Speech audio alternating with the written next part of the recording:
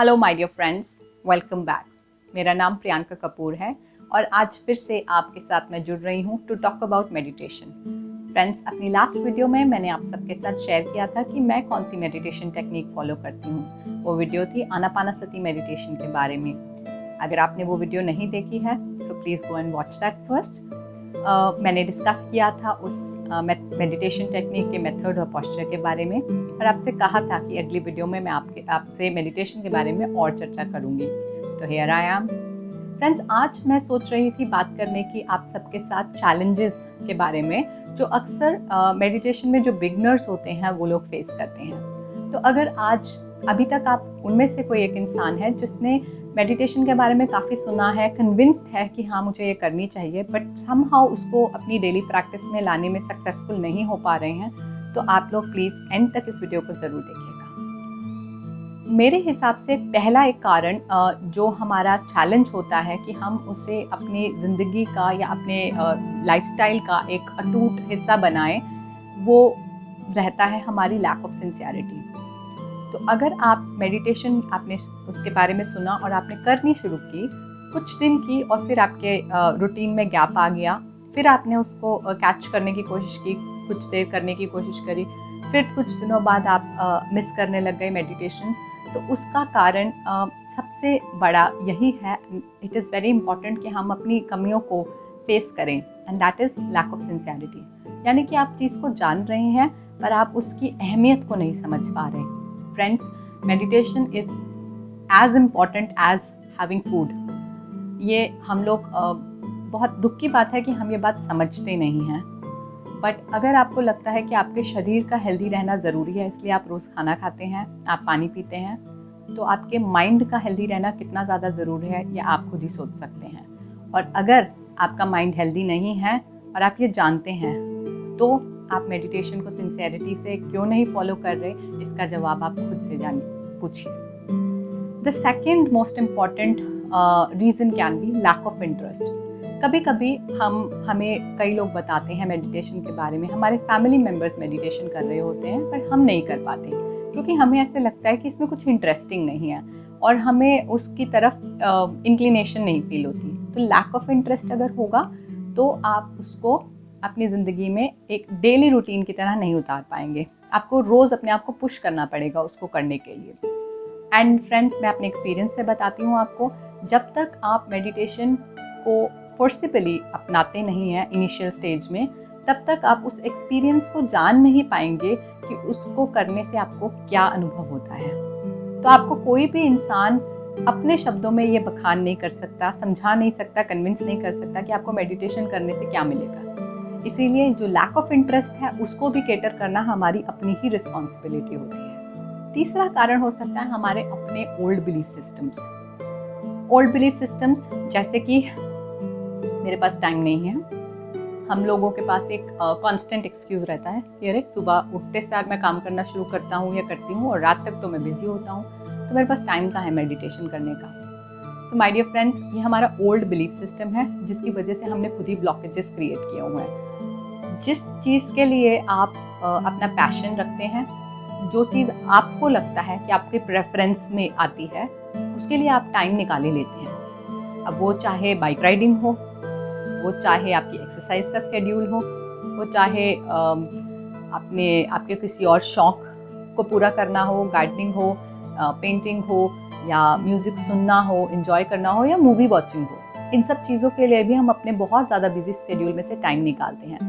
तो अगर हमारा ओल्ड बिलीफ सिस्टम ये कहता है कि अरे मेडिटेशन 15 मिनट, आधा घंटा, 1 घंटा निकालना, इसका मतलब मुझे अपने स्केड्यूल में से कहीं ना कहीं फेरबदल करना पड़ेगा और वो तो मेरे लिए पॉसिबल नहीं है, तो अगर आपका ये बिलीफ सिस्टम है तो आप कभी भी नहीं कर पाएंगे। और दूसरा ये भी हो सकता है आपका बिलीफ सिस्टम कि मैं तो इतनी देर बैठ ही नहीं सकता। तो ये बिलीफ सिस्टम्स को आपको पहले दरकिनार करना है, इनको साइड करना है, और तभी आप अपने आप को इतना ओपन रखेंगे इस न्यू चेंज के लिए अपनी लाइफ में, और आप इसको फॉलो कर पाएंगे। तो अगर ऐसा कुछ ब्लॉकेज है so we have to decide, हमें अपने अंदर से ये आवाज़ लानी है कि ये कोई बड़ी बात नहीं है। अगर आपने कुछ आज तक नहीं किया इसका मतलब ये नहीं कि आप आगे भी नहीं कर सकते। So this is all there in our own head. Next हो सकता है चैलेंज, इम्पेशेंस।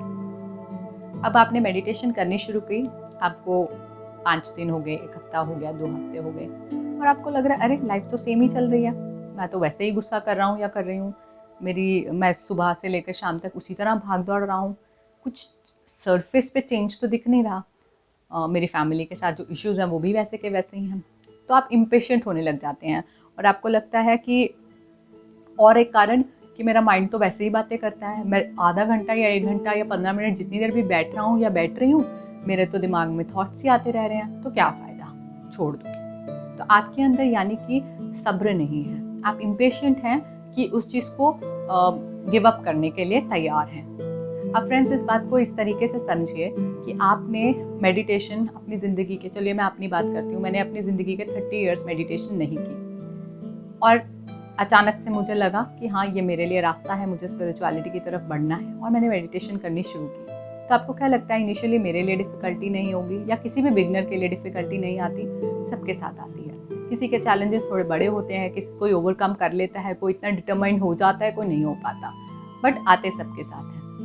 ये इसलिए होता है क्योंकि आप एक सेट लाइफस्टाइल जीने के आदी हो चुके होते हैं और ये एक नई चीज़ है जिसके लिए आपको स्पेस बनाना है। तो जब तक आप अपने आप को ये पूरी तरह से फर्मली अपने अंदर ये कह सकते हैं इच्छा नहीं जगाते कि हाँ आपको ये चेंज लाना ही लाना है, डिटर्मिनेशन नहीं लाते, तब तक आपको ये मुश्किल ही लगेगा और आप इम्पेशेंस की वजह से या अपनी हैबिट ऑफ गिविंग अप की वजह से बहुत जल्दी इसको छोड़ देंगे, क्योंकि आपको लगेगा कि इसके रिजल्ट्स मिलते मिलते तो मुझे बहुत टाइम लग जाएगा, इतनी पेशेंस कौन रखे। तो अगर आप सच में अपनी लाइफ में एक ब्यूटीफुल ट्रांजिशन को एक्सपीरियंस करना चाहते हैं, एक ट्रांसफॉर्मेशन को जानना चाहते हैं और जिस पॉजिटिविटी की लोग बड़ी बड़ी बातें करते हैं उसको आप जीना चाहते हैं, तो ये एक चीज़ है जिसके लिए आपको पेशेंस दिखानी ही पड़ेगी। Friends, last but not the least जो चैलेंज मेरे हिसाब से हो सकता है किसी भी बिगनर के लिए, वो हो सकता है कंपल्सिवनेस ऑफ डूइंग थिंग्स। हमें वर्दी फील करने के लिए ना हमेशा आदत होती है कुछ ना कुछ करते रहने के लिए, और जब हमें अचानक से ये कहा जाता है कि आप मेडिटेशन कीजिए और हमें पता चलता है कि मेडिटेशन मीन्स डूइंग नथिंग, तो हमारे लिए वो खाली बैठना भी ना एक चैलेंज बन जाता है और हम कुछ देर करने के बाद अपने आप से ये बात करने लग जाते हैं कि अरे इससे तो मेरा बहुत टाइम वेस्ट हो रहा है, क्योंकि एक तो हमारे अंदर इम्पेशेंस है, हम जल्दी से गिव अप कर देते हैं और हमारा इंटरेस्ट भी कुछ खास अभी बना नहीं होता, तो वो छोड़ना बड़ा आसान होता है, क्योंकि हमें ऐसे लगता है इस 1 घंटे के अंदर तो मैं बहुत सारे काम ख़त्म कर लूँगा और मेरी प्रोडक्टिविटी बेटर होगी। बट हम इस बात से अनजान होते हैं कि meditation which is doing nothing actually helps us enhance our productivity. तो हम बिकॉज हम इग्नोरेंस में होते हैं इसलिए हम इस चीज़ को इस तरीके से देखते हैं, हमारा पर्सपेक्टिव ऐसा होता है कि doing nothing is not a good thing, but actually हमारे माइंड के लिए doing nothing is the best thing, क्योंकि हमारा माइंड जब नहीं भी चाहिए तब भी बातें कर रहा है, कॉन्स्टेंटली वर्क कर रहा है और ओवर वर्क कर रहा है और हम इस चीज़ के यूज टू हो चुके हैं। तो ये compulsiveness of doing is also one major challenge जो एक बिगनर फील कर सकता है, एक्सपीरियंस कर सकता है। तो फ्रेंड्स, आज हमने बात की है इन 6 चैलेंजेस के बारे में। अगर आप एक बिगनर हैं और आप इनमें से किसी को भी फेस कर रहे हैं, तो मेरी आपके लिए एक ही एडवाइस है कि आप अपने अंदर डिटर्मिनेशन लाइए।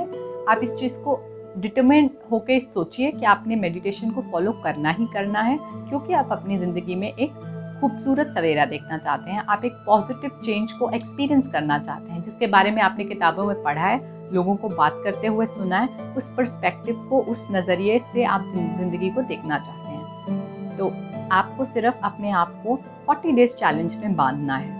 आपको ये इंश्योर करना है कि अगर आप आज की डेट से स्टार्ट करते हैं मेडिटेशन करना, चाहे ड्यूरेशन कम रहे और चाहे आपके मन में कितने ही थॉट्स आएँ, आप जितनी देर मेडिटेशन में बैठ रहे हैं, पर आपने इस रूटीन को टूटने नहीं देना। और 40 डेज, ये साइंटिफिकली प्रूवन बात है कि अगर आप 40 डेज किसी चीज़ को कर लेते हैं तो वो आपकी हैबिट बन जाती है, और आप ये जानते हैं कि किसी भी हैबिट को छोड़ना आसान नहीं होता, और हैबिट अगर इतनी खूबसूरत हो, इतनी फल देने वाली हो, तो आप चाहेंगे भी नहीं उस हैबिट को छोड़ना।